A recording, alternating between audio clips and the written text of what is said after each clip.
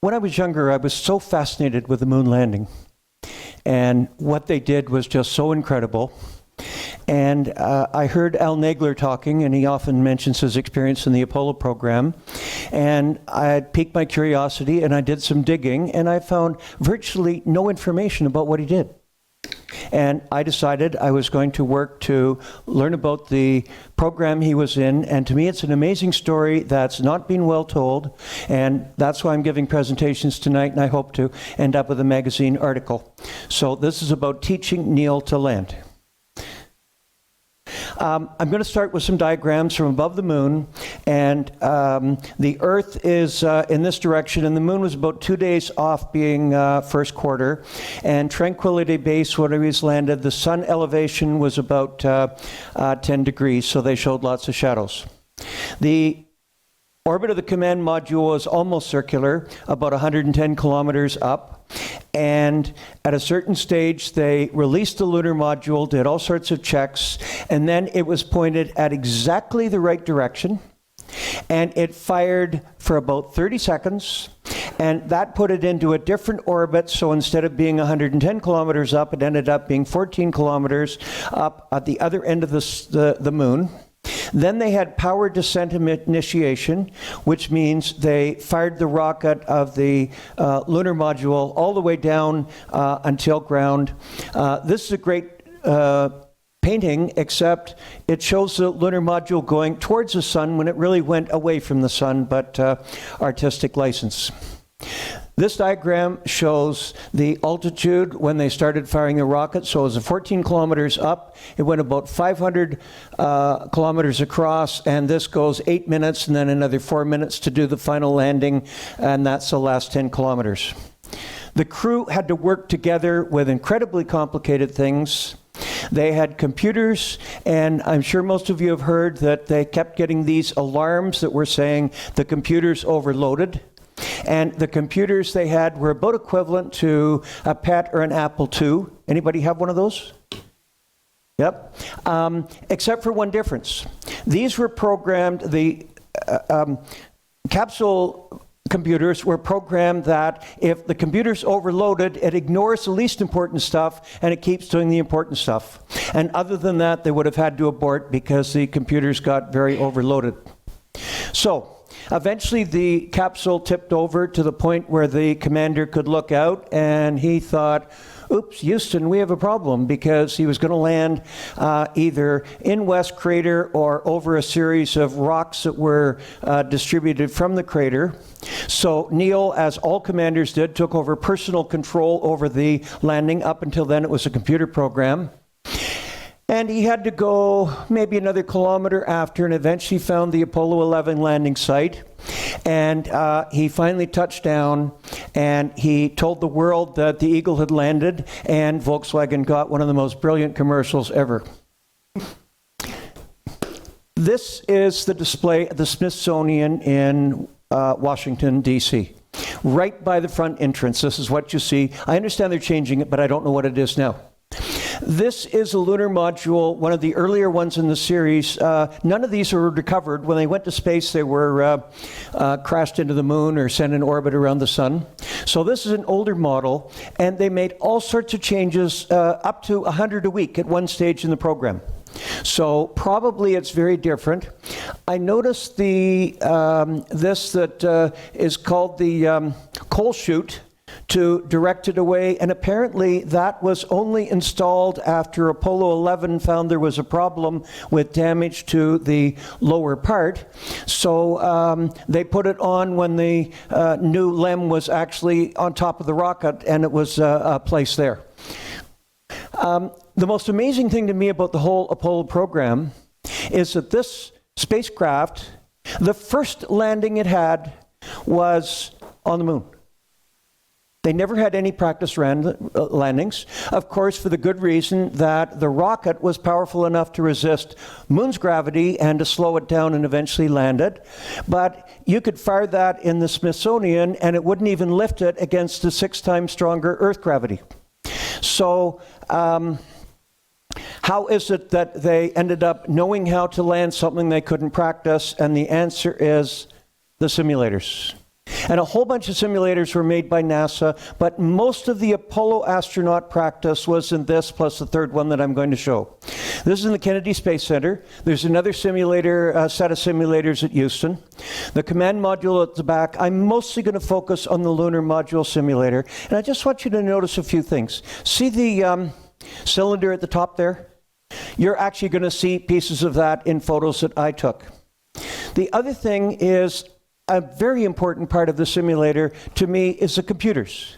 And I'll explain how the computers worked and helped with the process. And I don't think they could have launched astronauts to the moon 5 years earlier, because I don't think they had enough computers to drive the simulators and the spacecraft. This is the inside of a display of the Lunar module at the Smithsonian with actual parts from the Lunar module simulator. And the key in a simulator is every aspect on the inside is as the real thing. Same handles, same window sizes, same force required to move the switches, same everything. Now, here's the key, the middle line here.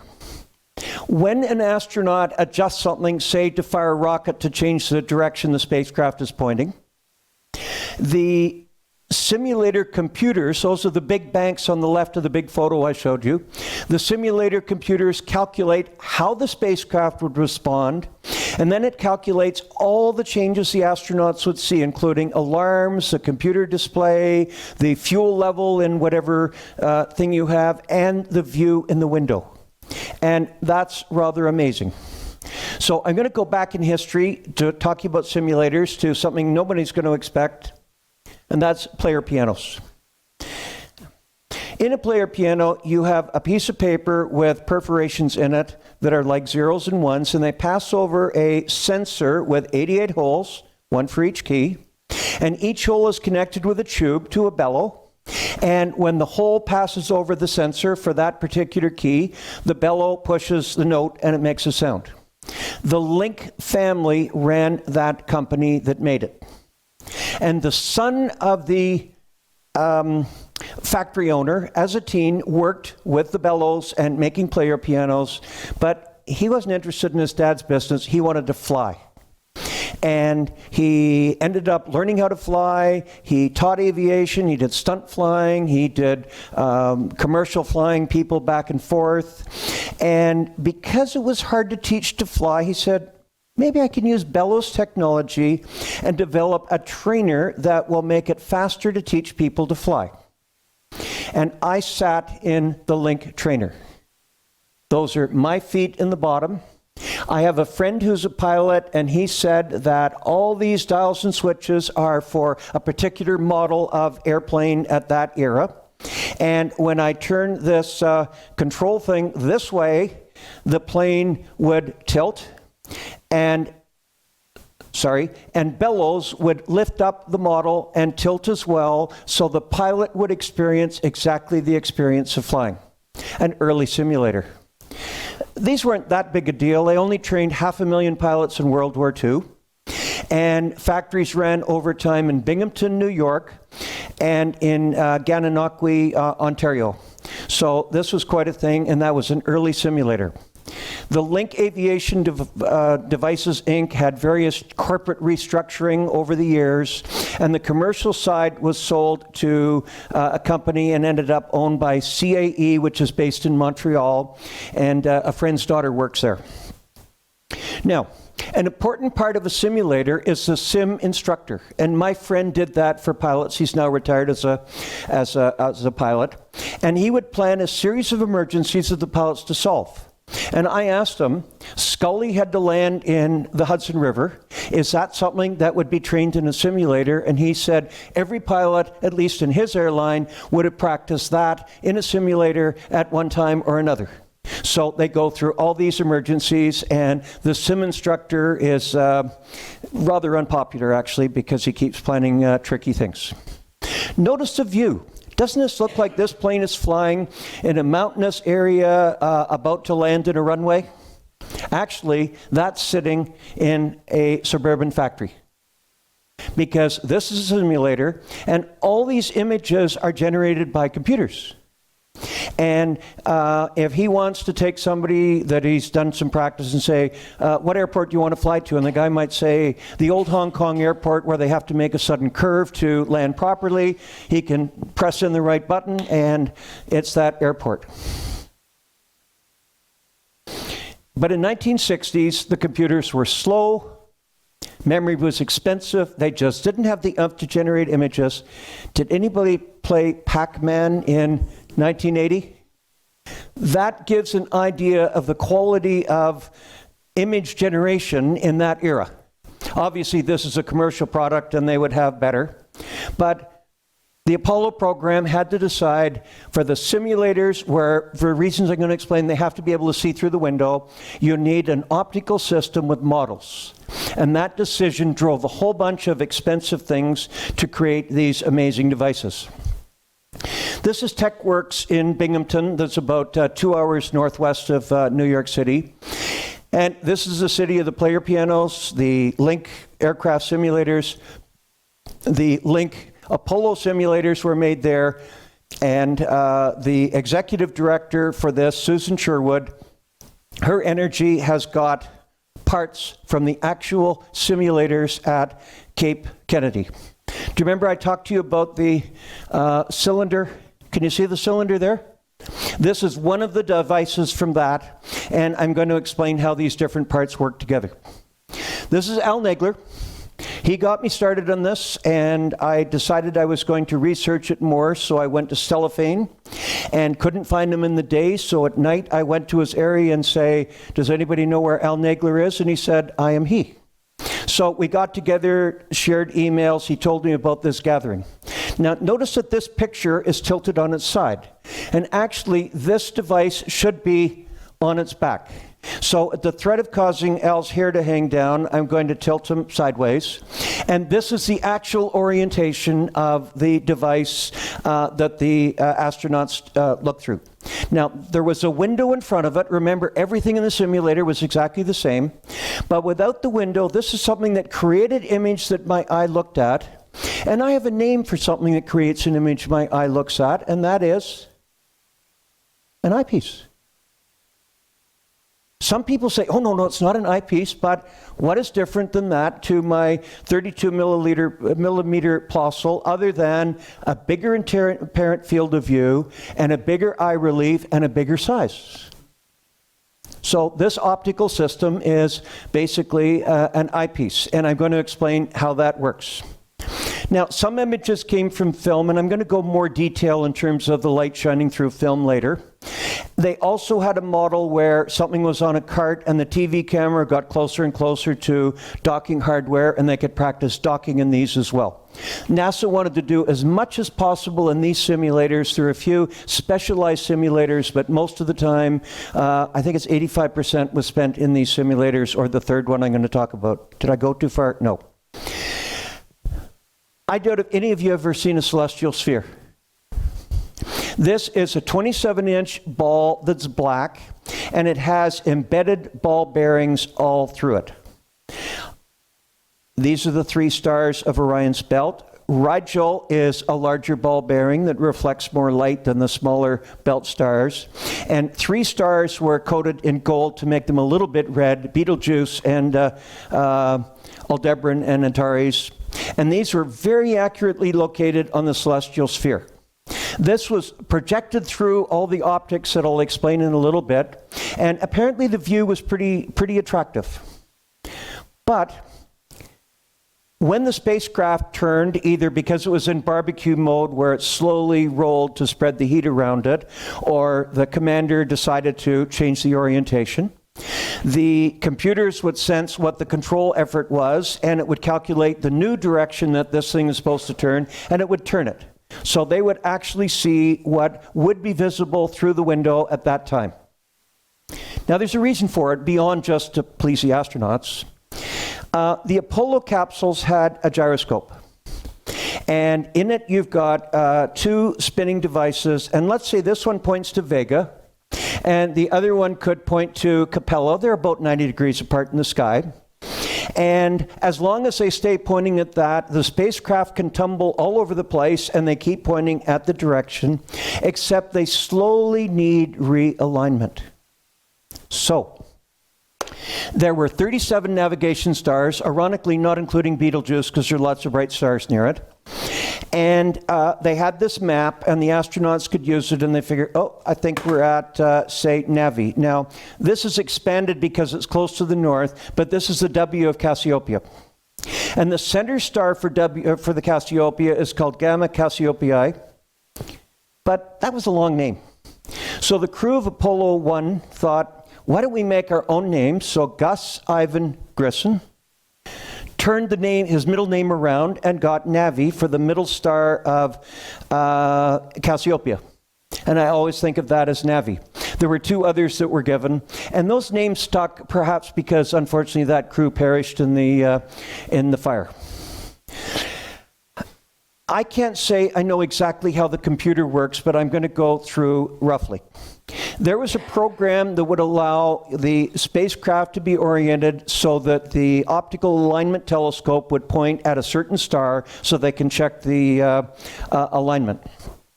So what they would do is they would say, press the number for the program, and that would be a verb, and then they would press 03 for the star Navi, and they would press enter, and the spacecraft and the telescope would point at that particular star. So they didn't have to find the star. They could see it might not be exactly on the crosshairs. Then the astronauts would do tiny adjustments to get the crosshairs in the right place. Then when it was all ready, they would press enter.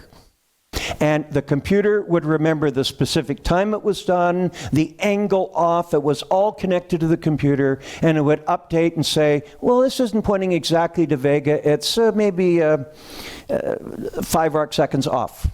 And they would update it. An error of 6 arc minutes would be 700 kilometers at the moon. So the accuracy of pointing is quite important. So this is sort of how the system worked. But some people in NASA, especially in the early 60s, were worried that somebody nasty might decide to jam the signals to the astronauts. They didn't want that. So the astronauts also had the capability of navigating on their own, although most of it was from ground sensors. And what they would do is they would have a separate sextant and find a star. I added the blue, by the way. They would find a star that was about to set on the moon or rise on the moon. They would line up a separate sextant, and they would go through the similar procedure of entering the code in 03 if that's Navi, and then they would press mark, and the computer would remember the exact time, and then it would calculate the new state vector, which is basically the 3 position coordinates in whatever system they used, and the 3 velocity components, and then they would go from there. Now the optical system. Remember I talked about the parts there? Okay, they had a choice of either using large lenses that would be very expensive and very difficult to get good quality, or mirrors. So they decided to use big mirrors, and Erlen Ward, who worked for Link Simulator Company, is pointing at this device. So that is a spherical mirror, and spherical means it bends this way, and it also bends this way. This is a beam splitter. The LIGO system has a tiny beam splitter in it, but this is a giant beam splitter, and somehow they process the one side of a glass, half silver it, so half of the light goes through and half reflects. And you can see that in this image. See how bright Erlen's hand is or finger is right there? Notice that the reflection is a lot less bright. That's because half the light goes through and half reflects. And I'll explain in a bit how that works. So this is a diagram that I made showing a ray entering the system, and it doesn't have to come at 90 degrees. It bounces off the beam splitter and half goes through. Then half of the other energy reflects, comes off the spherical mirror, then it hits the beam splitter again, and 1/4 of the original intensity reflects and 1/4 goes through. Now there are 2 problems with this system. You get less light coming out than you had going in, And also, you've got this ray that is extraneous, and they have to have really dark surfaces to absorb all the light that gets in from other directions. Now, this is a big diagram, and I'm just going to let you look at it for maybe a few seconds. Then I'll start explaining it.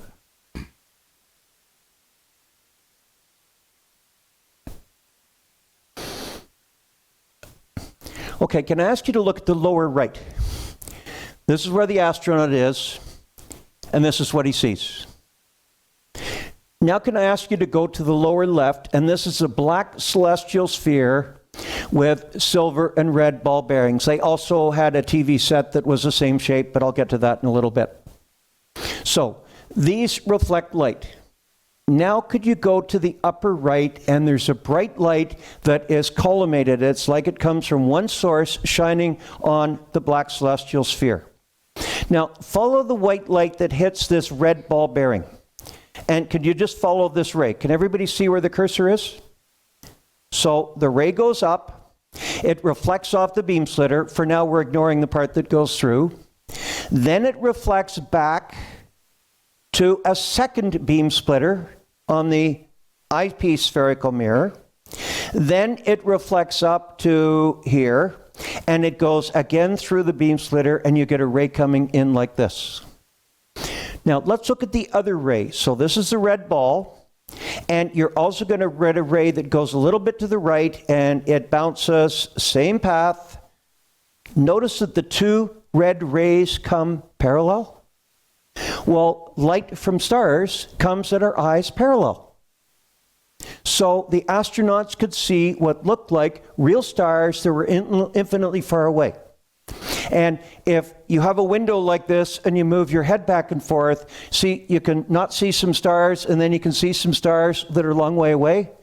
But if it's a TV set, you just see the stars all in the same place. So it looked like the stars were infinitely far away. And this is how the system worked for Mercury, although it only got finished near the end of the program, Gemini and Apollo. Genius. Okay. To the left is the device that has the cylinder on top, and it's got the celestial sphere in it. This is a cathode ray tube or TV set, and it went in here. Now, the images were combined together with another beam splitter, so you could add the two together.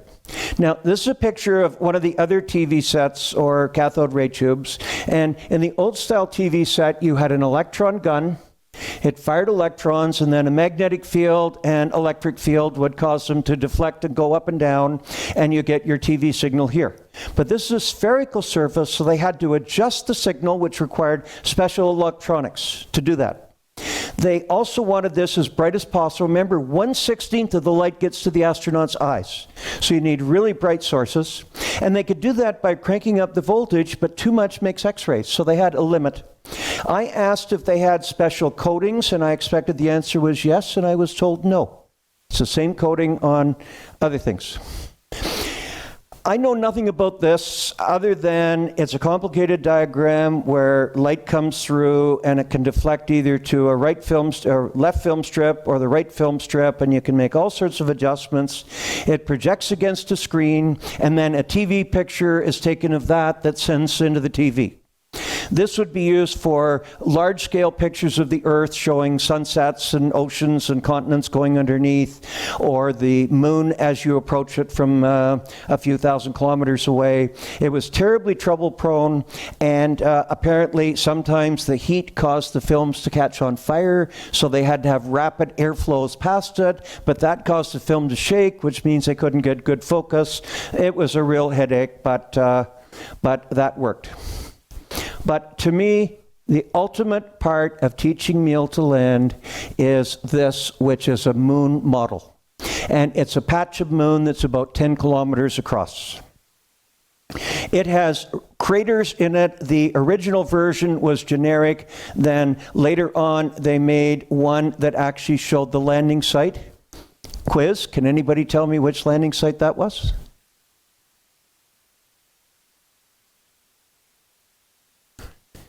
This is Apollo 15's landing site. And the actual landing site is behind this guy's head, but for photographic purposes, they have the map upside down, and he's pointing to some place that the astronauts never got near to. But this was an actual device, and this picture shows them putting that device in upside down, and the camera would get closer to it. Now, the camera was on a cart that was under control by the computers. So if Neil decides I have to go an extra half a kilometer to get out, what they did is the computer would calculate where this would go. It would move the moon model up or down, and it would get closer and closer. Anybody see from the Earth to the moon? This is a scene in it, and it shows horizontal lights or sloping lights like this and a lens like that. The reality is, based on my information, is the TV camera looked like this. And I'll explain what was in it. This is the head prism, and I could find no specific information about it. And I'm really frustrated at that. Not even a better picture than this. This came out of a paper. What I saw is the diagram for a Slater lens system that's based on this that Al Nagler worked on and authored. And this is 4 millimeters across, so the actual lens is maybe 1/3 of an inch, 8 millimeters. That size is what took the images. This allowed it to tilt from side to side or rotate. There is a problem with distances, that when you get close to this model, you might be looking here that would be underneath the lunar module, but maybe Neil would also want to look at a further distant place to see if that's a better landing place than right underneath. So they had Scheimpflug optics, however you pronounce it. And the key is they have 2 rotating series of lenses in here. And those computers were able to say, it's this close. Now we're getting to the point where the distance at the bottom is very different from the distance to the top. These would tilt as controlled by the computer. And this shows an image from Al Nagler's project where that is maybe 5 millimeters away from the lens, and that might be almost a meter. So that's an incredible depth of field because the focus is from here and there, and they get everything in between. This is the total device, and I think that's a 2x4 to give you the context of size. And it was to be marketed for aircraft landing and practice landing and everything, and I don't think it took off, perhaps because computers were able to generate images. Al told me that the lenses he used were similar to what was in the Nagler eyepiece, and I showed him a Nagler eyepiece and said, it doesn't look the same to me, and he said, turn it around. So I turned it backwards and looked at it against the light, and the Nagler eyepiece, this is the 79 version, I've just inverted it, is similar to the probe.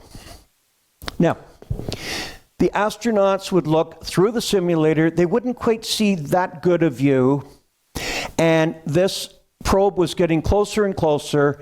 And then one crew of astronauts, not Neil and Buzz, saw this. What happened, and I talked to the guy, he saw a 2-inch long Florida cockroach, picked it up, had some double-sided tape, taped it upside down to the model with some legs still wiggling, and the astronaut crew landed and they saw this. Now, I don't know whether the astronaut crew died, and sometimes missions they didn't do an abort in time and they died, or whether they aborted or whether they just died laughing, but can you imagine with the tension in this simulator to get everything right and suddenly to see that? So, how good was the system? Neil and Buzz didn't like it that much, but later crews did. Their limited details through the simulator when close, nowhere near that good a view. They couldn't simulate the dust or the shadow of the limb, they could just have a box. A later system was better. The astronauts could also practice their final landing in the Lunar Landing Training Vehicle. This Rube Goldberg had a engine that would lift it up in the sky with the commander in the very front. And then it would go into lunar mode when the turbofan engine carries 5/6 of the weight, and the other is controlled by the astronaut to simulate the lunar landing gravity. Unfortunately, Neil was flying this once and he couldn't quite get it still for a landing, so he went back up again and there was some mechanical problem and he ended up ejecting and surprisingly ended up going back to his office to finish paperwork when most people would just go home. So, true or false? Did the purpose of the simulators was to train astronauts? Answer, false. All the mission control people, all the experts in the different fields connected to many others would be part of this exercise. NASA rented a phone line all the way from the Cape to Houston. They had the time delay for the radio signal to reach from the moon, and they practiced everything, especially problems planned by the SimSup, Dick Coos, and he and his crew found things that could go wrong with the spacecraft, and they had to practice the different challenges. And many astronauts said the simulator was more difficult than the actual landing. Interesting, when Smithsonian Magazine made an article on 20 people who made Apollo happen, he was the first one listed ahead of somebody named Lyndon Johnson. Notice the patches made by the astronauts for each crew. And there's something different about Apollo 11. They didn't have any names. The patch for Apollo 11 does not have any names on it because the crew felt this was an accomplishment, a historical accomplishment, not just by those three, but the 400,000 people who worked on the program and all humanity. And it's the hard work by this crew of people who taught Neil to land. Thank you.